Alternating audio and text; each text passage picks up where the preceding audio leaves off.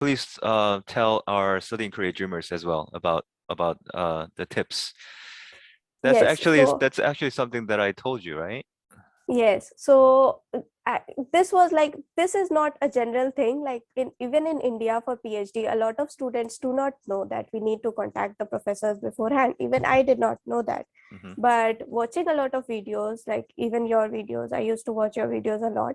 Mm-hmm. It helped me a lot during the entire application process. Thank you. So yeah, so that was what I understood from the videos, your videos, and a few other videos, that you, if for PhD, no matter where you are applying, you need to contact your professor first, like your potential supervisor. You need to tell them what you want to do, Mm. what kind of research you want to conduct, in what department, and what are your previous experiences regarding those researches. Right. So that's why I started mailing, and it is not an easy process. I mailed around 80-90 professors, and I got That's like 5-6 replies, because even the professors don't have that much of time to reply to each and every mail. right. So it was a tough process, but it helps a lot.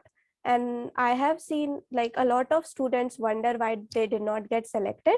Mm-hmm. But one of the reasons is that they don't contact professors first. For PhD and for research, it is like one of the main criterias for application. Like way before application, you should be contacting your professors. It's a very slim chance that you will get selected for PhD without contacting professors That's first. right. That's right. Yeah. So Your promising advisors yes, must know you first, yes, and then they exactly. must like you first. Yes, so that is the process, but it is not a process that has been talked about a lot. Mm-hmm. So even now, people just send the application without contacting the professors, which is, I think, one of the major drawbacks. And then they think that their application was so nice, why they did not get selected. Because even now, there are a lot of people who do not know that we Mm-hmm. need to contact professors first. But that's something the GKS guidelines do not mention. Actually, it is not something about the guidelines, because like I had applied to different places. I had applied to Spain, I had applied to Europe, a few universities in Europe, a few universities in Japan. Like it is not something we talk about, but we don't talk about contacting professors anywhere. It is not a part of the application, but That's it right. shows your sincerity.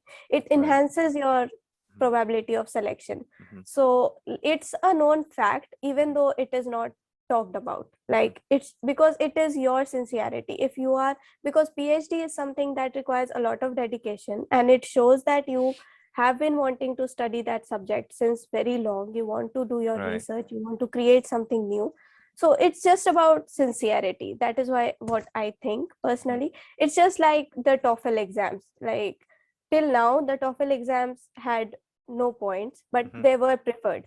Right. Like it is preferred. So that is what contacting professors is like. So it is not said in the guidelines, but it is preferred if you have that connection with your professor, because it solely depends on the professor and Right. you. Mm-hmm. So I don't think that NIIED has something, because even if you contact professors, even if a lot of students contact professors, they are going to choose only 2 or 3, even if 10 students contact them.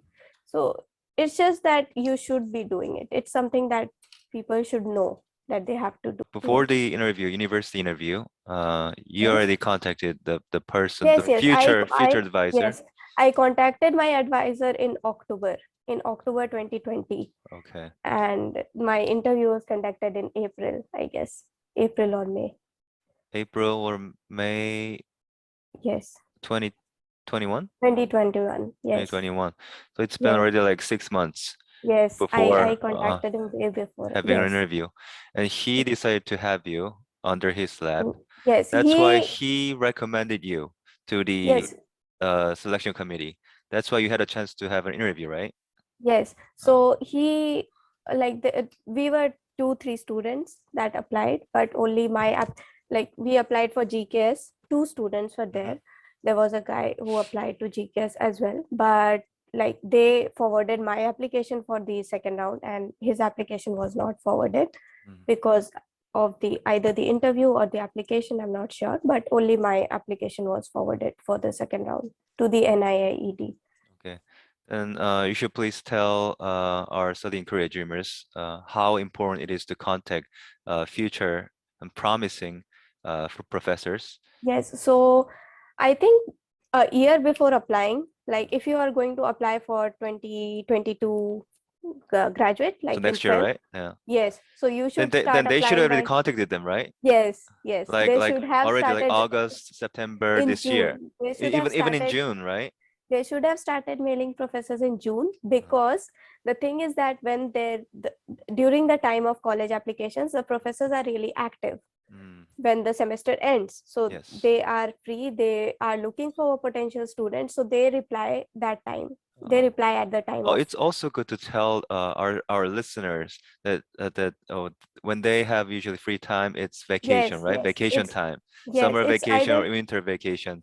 But yes, winter it's vacation either, is a bit like too late because yes, it's just too late. GKSG application starts In Feb. in February, so you only have like 1 or 2 months left, right? But if you contact them during the summer vacation, then they still have a Exactly. lot of time, right? Yes, Oh, so please most, tell them during our interview too. yes, Uh, so that's a good tip. most of the time, like even if you want to contact them during the winter vacation, you should just contact them right when the semester ends Hmm. and when it is time for the applications, like the applications start. So at that time, the professors are usually free. They are looking for potential students. They read emails and then they try to reply them, because during the time of the sessions, first of all, they are busy, and the second thing is that they already have got the students, Mm, mostly they have, so chances are still there, but it's really slim, so you should usually try to mail them when the time is mm, like just after the exams and before the start of the semester, so during the breaks, during mhm, the summer and the winter breaks. And you should not be disheartened, because it will happen that a lot of professors, they don't even read your mails. A lot of professors would just say that, I'm sorry, I don't have any open positions. That happens a lot.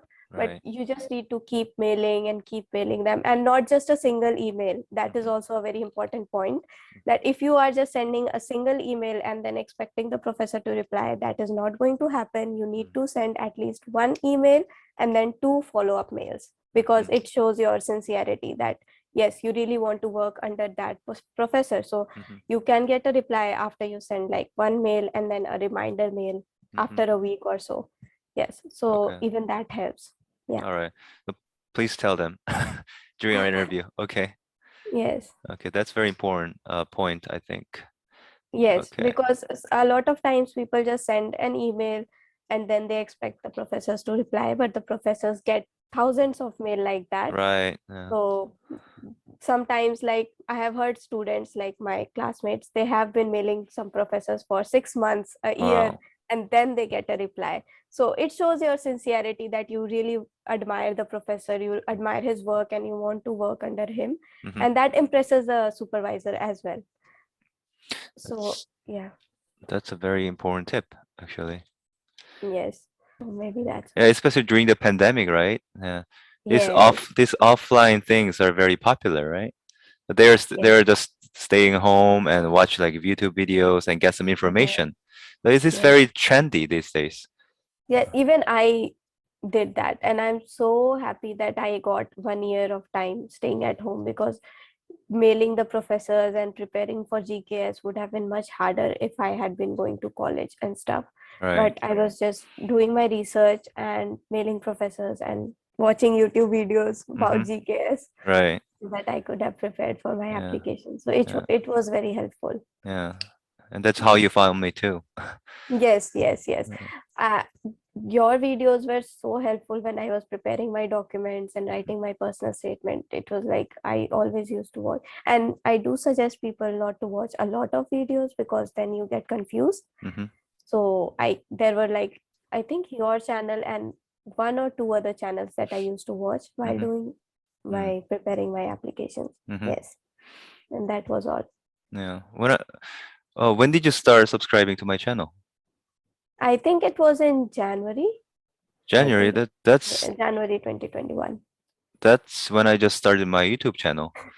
Yes. The So you already one of my like 10 subscribers then. Back then. I only yes, had like 15 like 20 subscribers back then. yes. I used to watch the videos and then I used to see, like, And but I think I started watching it a lot Mm. in during the application. Like All I used right. to like rewatch the videos. Oh, Yes, I used to rewatch the videos that I had already watched again and again. So it was nice. like, Thank yes. you. Thank you. I appreciate it. You're the one of my loyal subscribers then.